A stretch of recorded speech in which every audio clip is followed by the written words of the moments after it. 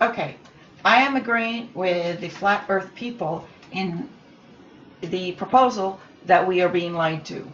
Here's Michio Kaku. Love him, love him, love him. Have nothing bad to say about him. He taught me a lot about physics. What I could find out from him, I did, and then I went to the sources. But this is what people do. Because they have an investment in protecting their little bailiwick or their little guild of physics, like we gotta make sure that we're making money doing this, they try and make it more complicated. Now, mind you, I love Michio Kaku, so I'm not saying anything bad about him, but this is where he is not telling you the truth. Let's listen to his Schrodinger cat demonstration or theory, which has been repeated over and over again and completely misstates what Schrodinger was trying to say. He was saying the opposite of what all these physics people are telling you, the Schrodinger cat paradox. It's not a paradox. Schrodinger was telling you it's not a paradox. Consciousness in all of science. According to the quantum theory, in order for something to exist, somebody has to look at it. Somebody has to make an observation. Before you think, in principle, it could exist in all possible states. When you look at it, it then assumes one state. Therefore, the observer, in some sense, determines existence. But observation requires consciousness. Conscious people make the observation. So the greatest paradox in all of science is the cat problem, the Schrodinger cat problem. If I have a cat in a box, and I don't open the box, the cat could be either dead or alive. So how do we physicists describe a cat that you cannot observe? Well, we add the dead cat to the live cat. We add the two waves together. So the cat is neither dead nor alive until you open the box. Now Einstein thought, this is stupid. I mean, how can you be neither dead nor alive at the same time? Well, what can I say? Einstein was wrong. Electrons can be spin up or spin down. Electrons can be here or there at the same time. So this is the greatest paradox in all of science. How do you resolve the fact that you can have dead cats and live cats simultaneously exist in another state before you make the observation? And if you ever find the solution to this puzzle, tell me first. This is why it aggravates me so much.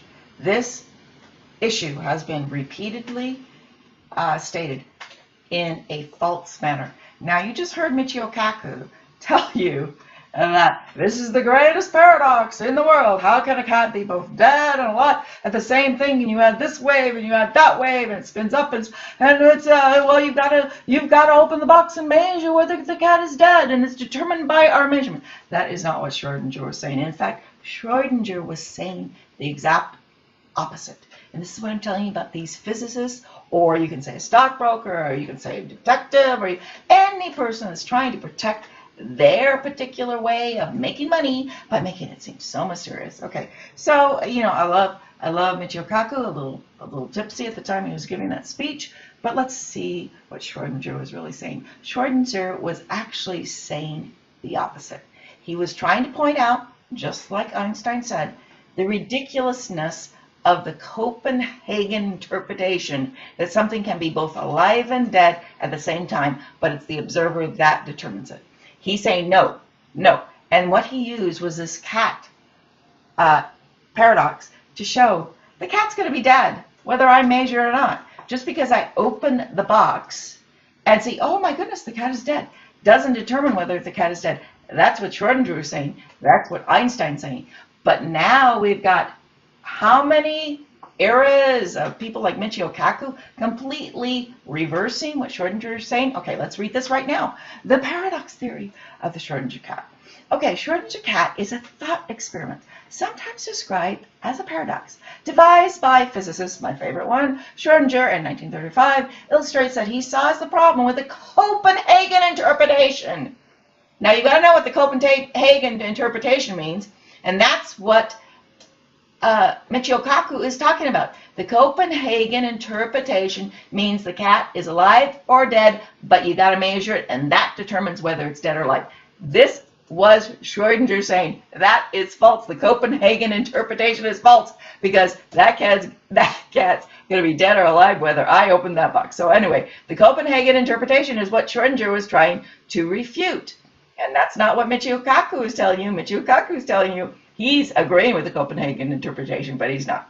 Anyway, of quantum mechanics applied to everyday objects, the scenario represents the cat that may be simultaneously both alive and dead, and states known quantum stipulations result in it being linked to a random, whatever. They just try and confuse it here in Wikipedia also.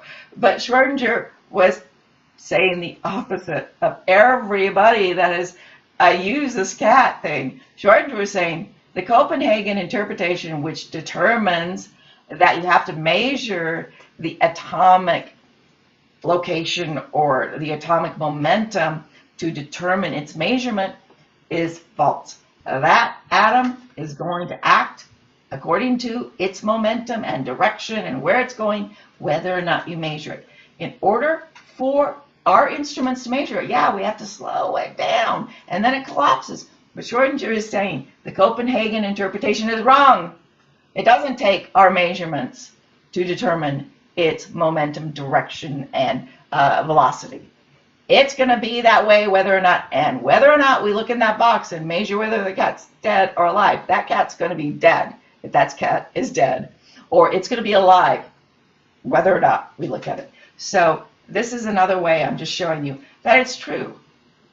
They're lying to us at every sense of the word. And if I can understand Schrodinger's, this was his joke. It was, you know what humor is? You know what sarcasm is? Hey, physicists, let's deal with this, okay?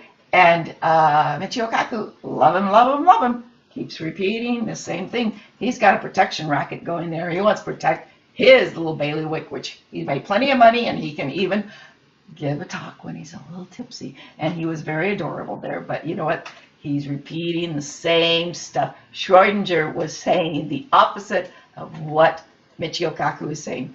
Schrodinger was saying, just like Einstein said, that cat's going to be dead whether or not I measure it.